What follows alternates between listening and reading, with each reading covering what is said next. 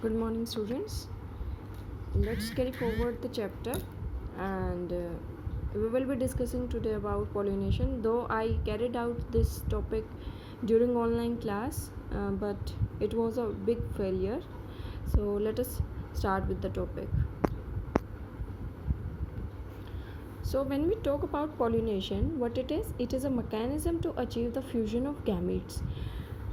बेटे गैमेट्स को मीट करवाना, फ्यूज़ करवाना क्या है, पोलिनेशन कहलाता है. ट्रांसफ़र ऑफ पोलिनेशन नहीं कहलाता, वो फर्टिलाइजेशन कहलाता है. लेकिन इसको अचीव करने के लिए जो मैकेनिज़्म होता है, जो प्रोसेस होता है, वो क्या है, वो है pollination. Transfer of pollen grains from anther to stigma of pistil is called pollination. किसी भी मेच्योर फ्लावर के पोलन ग्रेन्स का एंथर से स्टिग्मा के ऊपर लैंडिंग करना पोलिनेशन कहलाएगा.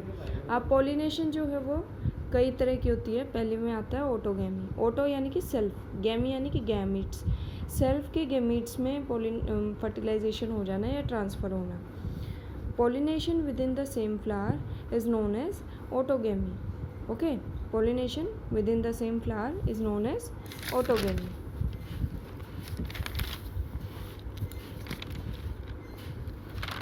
Now, during self-pollination or autogamous pollination, there can be two kinds of flowers. The very first is clistogamous. As the term suggests, clisto. Clisto means closed gametes, यानी कि closed flower के अंदर बेटा अगर flower खुलेगा ही नहीं, flower word ही नहीं show करेगा, तो क्या उसके अंदर पोलिनेशन होना पॉसिबल है? No, it's not possible. इसका सबसे बड़ा एग्जांपल है Viola pansy. It is a modern kind of commercial flower and oxalis. These kind of flowers produce a short seed set even in absence of pollinators. Pollinators की absence में भी ये a short seed set produce करते हैं. वो क्यों? क्योंकि flower close है, एंथर और स्टिग्मा क्लोज प्रॉक्सिमिटी में है, और आपस में जो है ट्रांसफ़र होने के बाद, फर्टिलाइजेशन के बाद सीड्स बन जाएंगे. Next comes chesmogamous. Chesmogamous are other kind of flowers which open and show up the world. Fine. अब इसके लिए बेटा क्या ज़रूरी है पोलिनेशन होने के लिए? Synchrony in pollen release and stigma receptivity. Pollen release यानी पोलन ग्रेन्स की मेच्योरिटी, एंथर की मेच्योरिटी, डेहिसेंस और पोलन रिलीज होना, प्लस स्टिग्मा इतना मेच्योर होना कि वो पोलन ट्यूब को पोलेंस के साथ इंटरेक्ट कर सके और पोलन ट्यूब को ग्रो करने के लिए अलो कर सके. इन दोनों चीज़ में सिंक्रोनी होनी चाहिए. ये दोनों चीज़ एक दूसरे के साथ इक्वल पेस पे चलनी चाहिए. Anther and stigma shall lie in close proximity. Of course अगर आपने सेल्फ गैमीट्स के साथ जो है फ्यूजन करवाना है, तो दोनों को, एंथर और स्टिग्मा को पास होना पड़ेगा, वरना पोलिनेशन पॉसिबल नहीं हो पाएगा. Next is Geitonogamy. Geitonogamy is transfer of pollens from an anther to stigma of different flower on same plant. ये क्रॉस पोलिनेशन के जैसा है. इसमें दो अलग फ्लावर्स जो कि सेम प्लांट पे हैं, में उसमें पोलिनेशन होता है. ये क्रॉस पोलिनेशन के जैसा है और इसमें पोलिनेटिंग एजेंट की रिक्वायरमेंट होती है. नेक्स्ट, ये जो हैं दोनों पोलेंस जेनेटिकली सिमिलर होते हैं. ऑफ कोर्स एक प्लांट से आ रहे हैं तो बेटा जेनेटिकली तो सेम होंगे ही. Next come xenogamy. जीनोगैमी क्या है? It is transfer of pollens from anther to stigma of different plants. किसी और प्लांट के फ्लावर से किसी और प्लांट के फ्लावर के स्टिग्मा पे पोलन का आना इज़ नोन एज जीनोगैमी. अगर आपको याद हो तो इससे मिलता जुलता एक वर्ड है जीनोग्राफ्ट.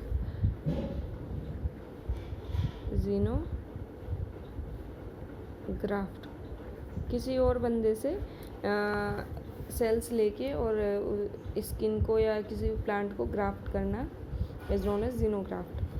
अब ये जो हैं, ये पोलन जो हैं जेनेटिकली डिफरेंट होंगे because they are coming from different parents और प्लांट्स. अब एजेंट्स ऑफ पोलिनेशन की जब हम बात करते हैं तो ये दो कैटेगरीज में डिवाइडेड है, abiotic and biotic. Abiotic mainly consider करता है वाटर और विंड की. आप इस टॉपिक को डिटेल में अपने आप से पढ़ेंगे because it's a common topic. और बायोटिक में मेनली ह्यूमन बींग्स और एनिमल्स आते हैं. एंथ्रोपोजेनिक एक्टिविटीज़ प्लस इंसेक्ट की एक्टिविटीज़ पोलिनेशन के लिए रिस्पॉन्सिबल रहती है। जब अब इसके बाद बेटा क्वेश्चन आता है, जब आप ये वाला पोर्शन पढ़ेंगे ना बुक से, तो उसके बिहाफ पे आप आंसर करेंगे। The first question is the aquatic plants only pollinate by water, is it true? Give example to support your answer. कि जो एक्वेटिक प्लांट्स हैं वो उनमें पोलिनेशन सिर्फ पानी के तहत होता है, क्या ये सच है?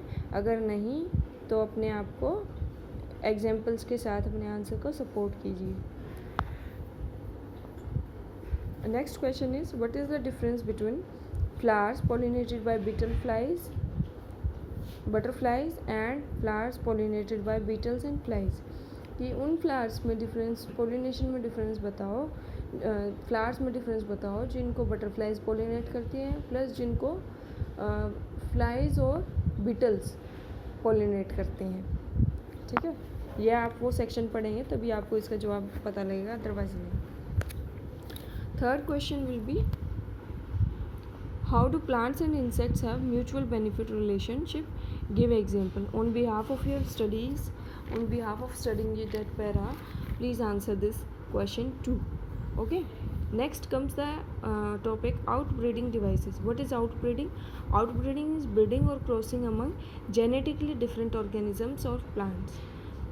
बेटा जेनेटिकली डिफरेंट ऑर्गेनिजम्स और प्लांट्स के बीच में जो जब क्रॉसिंग करवाई जाती है, प्रोजेनी जनरेट करवाई जाती है, तो वो कहलाती है आउटब्रीडिंग। जब भी कॉन्टिन्यूड सेल्फ पोलिनेशन होता है या इनब्रीडिंग होती है, यानी कि क्लोजली रिलेटेड ऑर्गेनिजम्स या प्लांट्स में ब्रीड करवाया जाता है, तो इट कॉजेज इनब्रीडिंग डिप्रेशन। ठीक है, इनब्रीडिंग डिप्रेशन क्या है? इनब्रीडिंग डिप्रेशन है कि जो बीमारियां अभी उभर के नहीं आ रही हैं सामने, वो उभरनी शुरू हो जाती हैं। Plants avoid self pollination bye, यानी कि इनब्रीडिंग डिप्रेशन को अवॉइड करने के लिए प्लांट्स का क्या प्रोसेस इस्तेमाल करता है? पहला है एंथर और स्टिग्मा मैच्योर होते हैं अलग अलग पॉइंट पे। दूसरा है स्टिग्मा और एंथर की पोजीशनिंग इस तरह होता है कि it is difficult for the pollen grain to land on the stigma. आपने अलग अलग पोजीशनिंग के पोजीशंस के नाम पढ़े हैं अपनी 11th में, तो इस क्वेश्चन का आंसर देना कि कौन कौन सी पोजीशंस हैं ऐसी जो सेल्फ पोलिनेशन को अवॉइड करवाते हैं। देन इज सेल्फ इनकम्पैटिबिलिटी, यानी कि अपने आप के साथ ही कंपैटिबल नहीं है, जिस तरह से रिएक्ट होना चाहिए उस तरह से रिएक्ट नहीं कर रहा, नॉर्मल बिहेव नहीं कर रहा है। तो ये एक जेनेटिक मैकेनिज्म है and prevents self pollens from fertilization by inhibiting pollen tube growth in pistol.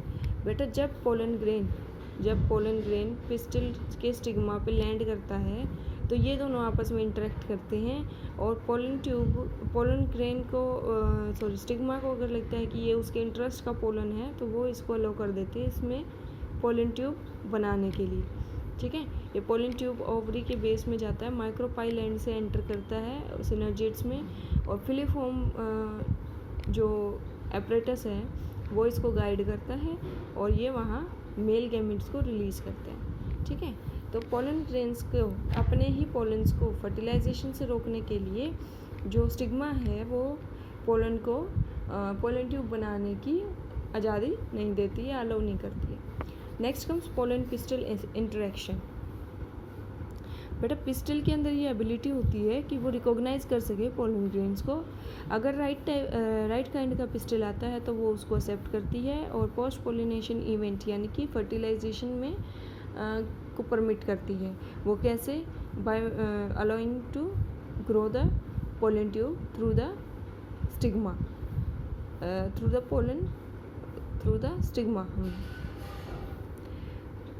और ये जो इंटरेक्शन है ये मेडिएट किया जाता है, किसके थ्रू किया जाता है? केमिकल कंपोनेंट्स जो कि पोलन ट्यूब से, पोलन से और पिस्टल के बीच में इंटरेक्शन करते हैं।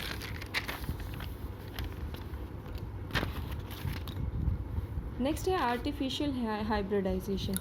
बेटा जब क्रॉसिंग करवाई जाती है अलग स्पीशीज़ या अलग जेनेरा के इंडिविजुअल्स के बीच में डिज़ायरेबल कैरेक्टर्स को जनरेट करने के लिए, ताकि हम कमर्शियली सुपीरियर वैराइटीज़ को उत्पन्न कर सकें, तो वो क्या कहलाएगी? वो आर्टिफिशियल हाइब्रिडाइजेशन कहलाती है। ये किस लिए करवाया जाता है? ये क्रॉप इम्प्रूवमेंट के लिए होता है और इसमें सिर्फ डिज़ायर्ड पोलन ग्रेन्स को ही यूज़ किया जाता है पोलिनेशन के लिए। तो ये स्टेप्स मेंशन हैं यहाँ फ्लो चार्ट की फॉर्म में, let us go through them. सबसे पहले बेटा एंथर्स को रिमूव किया जाता है फीमेल फ्लावर के ऊपर से कब, डेhiscence होने से पहले, यानी पोलन्स के रिलीज होने से पहले ही एंथर्स को रिमूव कर दिया जाता है। This process is known as emasculation. Emasculation देखो, ई यानी कि रिमूवल, मैस्कुलिन पार्ट यानी कि मेल पार्ट, ठीक है, pollen grains. Then the emasculated flowers are covered with butter paper bag so as to avoid the interaction of unwanted pollens with stigma of the female flower. Next is stigma of bagged flower attains maturity. जब stigma maturity attain कर जाएगा तो selected pollens को stigma के ऊपर land करवाया जाता है, डस्ट किया जाता है और दोबारा से रीबैगिंग कर दी जाती है और फ्रूट को डेवलप होने दिया जाता है। अब यहाँ याद रखने वाली बात ये है कि अगर फीमेल प्लांट में, फीमेल पेरेंट में यूनिसेक्सुअल फ्लावर हैं तो इमैस्कुलेशन की कोई ज़रूरत नहीं है और बैगिंग जो है वो पहले ही कर देनी चाहिए, इससे पहले फ्लावर ओपन हो, यानी कि बर्ड फॉर्म में है तभी बैगिंग कर दो। Next is double fertilization. Double fertilization क्या है बेटा, जब पोलन ट्यूब है वो एम्ब्रियो सैक में माइक्रोपाइल एंड से एंटर करती है, माइक्रोपाइल एंड से एंटर करती है कौन, पोलन ट्यूब, ठीक है।